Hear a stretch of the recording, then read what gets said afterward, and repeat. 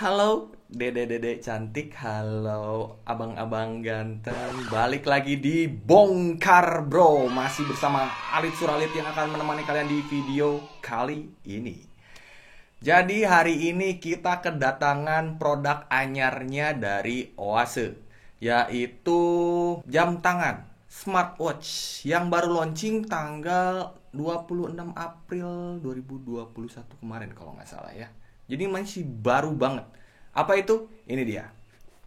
Oase Horizon W1. Dan terima kasih juga nih untuk Oase Indonesia yang udah mengirimkan dan mempercayakan kita untuk nge-review barangnya. Lihat. Bentar lu datang, Lid. Seriusan? Seriusan, tuh ada mobil di bawah. Bentar. Sorry, bentar. Wait. Lah, ini bocah pergi aja ya. Kayak gimana? Ya udah lah, langsung aja masuk videonya.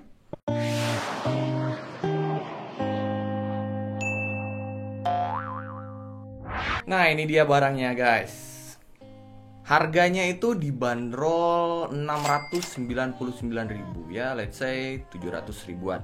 Dan kalau kalian beli, kalian akan mendapatkan yang jelas satu unit smartwatchnya, kemudian ada strapnya, kemudian juga ada kabel charger, kemudian ada user manual yang sudah include dengan garansinya. Gimana nih built-in quality-nya? Awal ketika dateng, pas gue buka tuh, gue ngeliat kayak, ya bahannya plastik lagi deh. Tapi pas gue pegang, ternyata bukan cuy, bukan plastik. Dia udah metal. Maksudnya bahannya udah kayak alloy gitu, keren. Ini tuh kelihatan solid banget. Dan dia tuh udah apa ya, misalnya karena dia tipis, dia tuh jadi kerasanya ringan. Tebelnya itu cuman 12 mm. Nah, kalau beratnya sendiri itu kalau si smartwatchnya doang itu 25 gram. Sedangkan kalau beserta si strapnya itu di sekitar 47 gram. Jadi menurut gue udah ringan banget dan nyaman ketika gue pakai di tangan gue.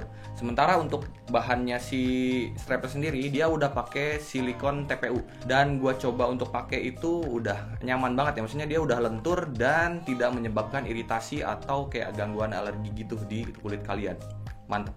Untuk desainnya, gue sih seneng banget. Maksudnya gini, dari awal kalau misalnya teman-teman ngikutin gue nge-review smartwatch pasti udah tahu selera gue. Gue lebih seneng yang bulat kayak gini dibandingin yang kotak begini. Apalagi dia casual banget. Dia tuh simple banget. Gue seneng sama yang begini. Dia bisa dipakai untuk acara casual maupun acara formal. Dan si strapnya ini, dia tuh bisa diganti-ganti. Teman-teman bisa cari di all shop, banyak banget yang jual. Dari yang kulit sampai yang ala-ala sport tuh ada. Banyak banget. Jadi kalian bisa gonta-ganti sekebutuhan kalian. Kalau misalnya mau datang kondangan ya cari yang kulit. Kalau misalnya memang mau buat sport doang cari yang ya karet aslinya. Cuman gua agak riskan sama si ini nih, penghubung strap ke smartwatchnya. Ada besinya gitu. Nah itu tuh kelihatan kecil banget dan ringkih. Maksudnya gue nggak tahu ketahanan dia seperti apa karena gue juga nggak sampai ngebanting-banting gimana dan narik-narik yang gimana banget ya. Cuman karena bentuknya yang kecil begini, gue tuh punya pengalaman di smartwatch atau di jam-jam gue yang sebelumnya tuh gampang patah kalau misalnya ketarik atau kita melakukan gerakan yang ekstrim. Ini gue ngerasanya tuh kayak ringkih aja sama. Gue agak concern di situ sih. Ukuran layarnya sendiri itu 1,28 inch dengan kerapatan resolusi itu di 240 pixel. Itu tuh udah cukup banget menurut gua. Dan dia itu si layarnya ini itu tuh udah tempered glass. Mantep kan? Udah aman dari goresan-goresan kecil gitu, mungkin lebih ya you know lah kalau misalnya yang jorok makainya kadang beset sana, beset sini, kena pagar lah, kena pintu lah. Nah, ini tuh udah aman.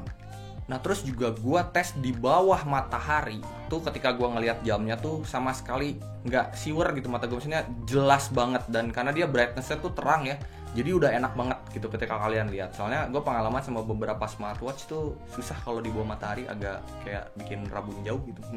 Jam berapa nih karena ya intensitas cahaya matahari lebih terang dibandingin si jamnya.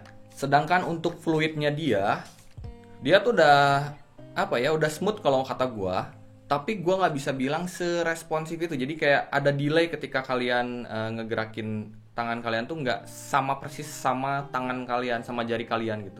Tapi oke sih kalau kata gua sih. bukan sesuatu yang apa ya, bukan not big deal lah. Chipsetnya sendiri dia menggunakan Realtek RTL 8762CK. Kalau misalnya kalian ngikutin review gua, ini tuh mirip banget sama, bahkan si chipsetnya sama si Evo 14. Yang dibilang itu si chipsetnya adalah chipset yang low energy, jadi dia lebih hemat akan baterai. Dan Bluetoothnya itu sudah 5.0. Cara pairingnya gimana nih? Gampang banget cara pairingnya. Kalian harus install dulu aplikasinya, namanya GloryFit. Itu tuh nanti kalian akan dibantu atau dipandu untuk connect ke si smartwatchnya dengan menyalakan Bluetooth dan location kalian. Nanti akan connect sendiri. Dan di aplikasinya juga itu udah banyak banget fitur yang bisa kalian oprek.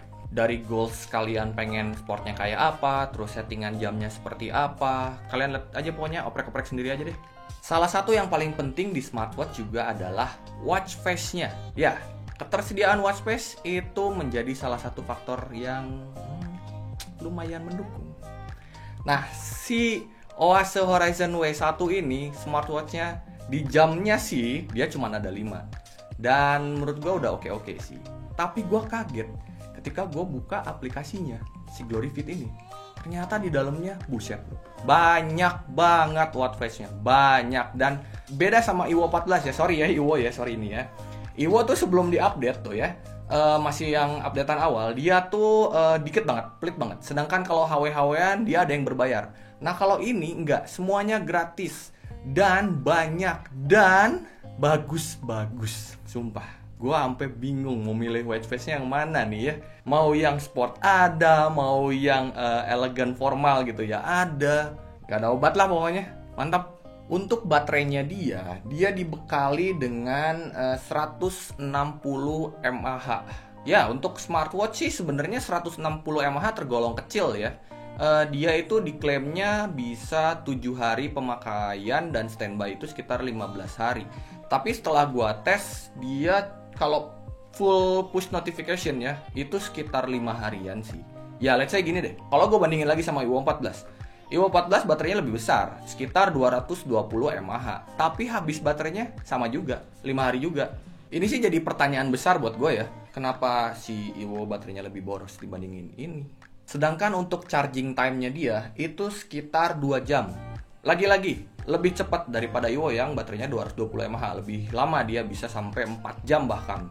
Ini cuma butuh 2 jam doang dengan arus 5 volt. Nah, teman-teman yang pengen beli si Horizon W1 ini, gue ingetin nih. Kalau ngecas itu harusnya yang sesuai ya dengan yang direkomendasikan. Kalau misalnya enggak, nanti ya baterainya cepet jebol. Fiturnya dia apa aja? Banyak. Dia sudah IP ratingnya tuh IPX67. Udah kuat pakai nyemplung dalam kedalaman 1 meter selama 30 menit. Bisa dipakai berenang. Mantap kan cuy. Dia juga udah bisa dipakai untuk remote buat musik. Kemudian juga dia bisa dipakai buat remote kamera. Nih kayak gini nih. Tapi nih sayangnya dia belum bisa untuk ngangkat telepon. Maksudnya belum bisa untuk menerima telepon. Dia hanya menerima notifikasi ketika telepon masuk. Nah, apply-nya bisa dari sini. Nah, tapi kalau misalnya buat ngangkat langsung, buat ngobrol dari jamnya, itu nggak bisa.